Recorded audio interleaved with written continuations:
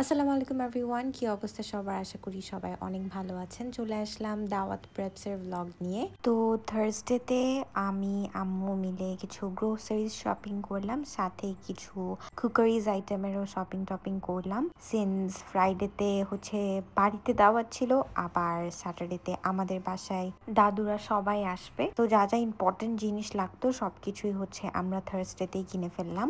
ঈদে যখন আমরা কুকারিজের জিনিসপত্র কিনতে গিয়েছিলাম তখন আসলে আমরা জুস জারটা অনেক খুঁজেছি, বাট কোথাও অ্যাভেলেবল ছিল না। জুস জারটা কিনেছিলাম শপিং কমপ্লেক্স থেকে। অনেকেই জিজ্ঞেস করছিল আমরা কোথা থেকে কিনেছি। আরো অনেক কিছু কেনা হয়েছিল যেগুলো ইনশাল্লাহ খুবই সুন আপনাদেরকে ব্লগে দেখাবো, এখন না। আর বাড়ি থেকে আসার পরে এই যে চিকেন ডোনাটস, তারপর আরো যা যা আছে সবকিছুই বানিয়ে ফেললাম আমি আর আম্মু মিলে। আর এখানে পেস্তা বাদামের গুঁড়াও করে রাখলাম, এটা এত বেশি লাগে আমাদের ডেজার্টে। তারপর এই যে আম্মুই আসলে চিকেন ডোনাটস বানিয়ে ফেলেছিল, আমি চিকেন ডোনাটস একদমই পারি না বানাতে। তারপর এই যে সসেজেস গুলো কেটে কেটে বক্সের মধ্যে রেখে দিলাম। আম্মু আসলে সবসময় একদম ফ্রেশ সার্ভ করতে চায়, গেস্টরা আসার একদিন আগেই সবকিছু বানাতে চাই। আই নো একটু হ্যাসেল হয়ে যায়, বাট ফ্রেশ খেতে আর অনেক বেশি মজা লাগে। আমরা জাস্ট পুডিংটা থার্সডেতে বানিয়ে রেখেছিলাম, কারণ পুডিং যত সেট হয় তত বেশি খেতে মজা লাগে। আমি একটু ডিফারেন্ট ভাবে পুডিং বানাই, আর আমারটা কেন জানি আমার একটু বেশি ভালো লাগে। সো আপনারা যদি পুডিং রেসিপি চান, do let me know in the comment section. আর আম্মুর হাতের কাবাবটা যেমন আমার বেশি ফেভারিট, তেমন ভাইয়ারও অনেক বেশি ফেভারিট। আমার মনে হয় না আম্মুর হাতের কাবাবের উপর আর কোনো কাবাব আছে। আমার এত বেশি মজা লাগে, সবারই খুবই ফেভারিট। তারপর হচ্ছে রাতে আমি কুনাফা বানাবো। কুনাফা আপু আগে বানিয়েছিল, বাট আমি for the very first time বানাচ্ছি কুনাফা। বাট আমি আজকে কুনাফা বানাচ্ছি দেশি স্টাইলের মতো, কোনো চিজ কিছু দিব না, উপরে কোনো সুগার সিরাপ দিব না, কারণ আমি জানি না কেন আমিও ভাবে একদমই পছন্দ করি না খেতে, তাই একদম দেশি স্টাইলে আমি কুনাফাটা বানাচ্ছি। এবার প্রায় দেখেছি সবাই নাওয়াবি সামাই বানিয়েছে, সো আমি ভাবলাম নাওয়াবি সামাই বানাই বাট কুনাফা স্টাইলে। আমি আসলে সব কিছুই আপুর থেকে শিখেছি, সেটা প্রেজেন্টেশনের ক্ষেত্রে হোক, সেটা ডেজার্ট বানানোর ক্ষেত্রে হোক, স্ন্যাক্স বানানোর ক্ষেত্রে হোক, আমি সবকিছু আপুর থেকে শিখেছি। আর এখানে ফ্রুট স্যালাডের জন্য মিক্সচারটা রেডি করলাম, আর ফ্রুট স্যালাডের রেসিপিটা অলরেডি কিন্তু আপলোড করা আছে, আমি লিঙ্কটা কমেন্ট সেকশনে দিয়ে দিব। আর ইউটিউবে পুরো রেসিপির একটা প্লে লিস্ট করা আছে, সো আপনারা প্রত্যেকটা রেসিপি ওই প্লে লিস্টটাতেই পেয়ে যাবেন। আর সবাই প্লিজ মাশাল্লাহ বলবেন। আর হেল্পিং হ্যান্ড ছাড়া তো অবভিয়াসলি এতগুলো কাজ একা করা কোনোভাবেই পসিবল না। দেন তিরামিসু সেট করা একদমই ডান। দেন অনেকগুলো সস বানিয়েছিলাম আমি সেদিন। তারপর আমি এই পুরো কর্নারটাকে একটু সেট করলাম। আমি রোজাই আড়ং থেকে যে ক্যান্ডেলস গুলো নিলাম ওগুলা দিয়ে একটু সেট করলাম সুন্দর করে পুরো কর্নারটাকে। আর এটা ছিল মালাই কেক, অ্যান্ড আমি এটাকে একটু ঠিকভাবে সুন্দরভাবে একটু গার্নিশ করছিলাম। এভাবে প্রেজেন্ট করা, সুন্দর করে প্রেজেন্ট করা আসলে আমি শিখেছি আপুর থেকে আর আম্মুর থেকেও। মানে যে শুধু আসলে ফুড সার্ভ করলে হবে না, সুন্দরভাবে সুন্দর করে কিন্তু ফুডটাকে সার্ভ করতে হবে, যাতে খেতে খুবই ভালো লাগে, দেখতেও খুবই সুন্দর লাগে।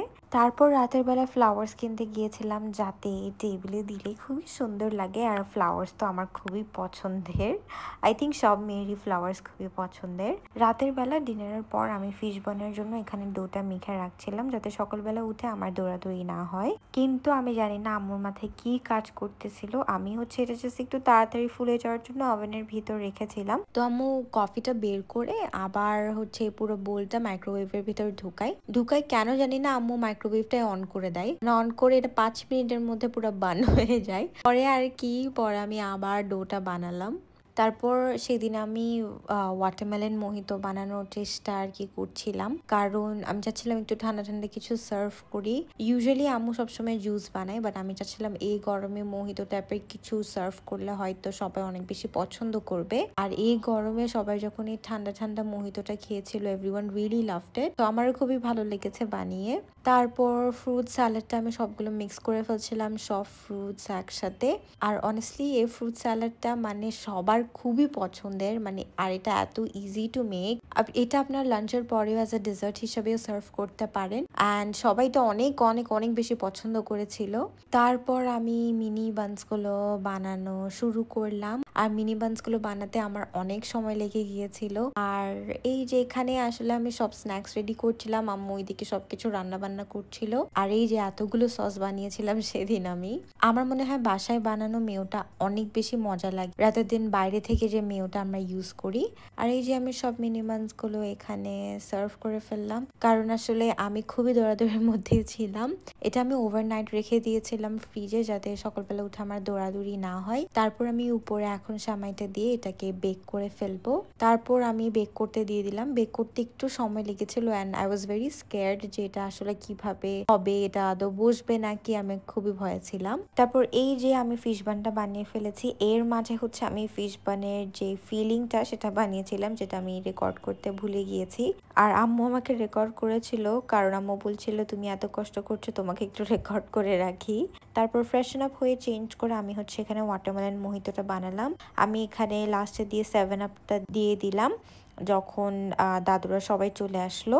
আর ওয়াটারমেলনটার মধ্যে আমি চাট মশলা, বিট লবণ, লেমন জুস আর মিন্ট লিভস দিলাম। তারপর যখন দাদুরা সবাই চলে এসেছিল, তারপর আমি তাড়াহুড়ো করে সবগুলো প্লেটে সার্ভ করছিলাম। আর রান্না বান্না তো সব আম্মুই করেছিল। আর সবাই প্লিজ মাশাআল্লাহ বলবেন, কারণ নজর খুবই খারাপ জিনিস। আম্মু খুবই অসুস্থ হয়ে যায় যখন আপনারা সবাই কমেন্ট সেকশনে বলেন আন্টি একা কেমনে সবকিছু করে। অবভিয়াসলি হেল্পিং হ্যান্ড ছাড়া তো এত কিছু করা পসিবল না। সো এই যে এটাই ছিল আসলে ছোটখাটো দাওয়াতের একটা প্রেপ ভ্লগ রেসিপি। আসলে দাওয়াতের সময় শেয়ার করা হয় না, কারণ অনেক দৌড়াদৌড়ির উপর থাকে, অনেক হ্যাসেল হয়ে যায়। বাট ইনশাআল্লাহ আপনাদের সাথে আমি মাহলাবিয়ার রেসিপিটা ডেফিনেটলি শেয়ার করবো। আমার ইনবক্স, আমার কমেন্ট সেকশন পুরাই ফুল।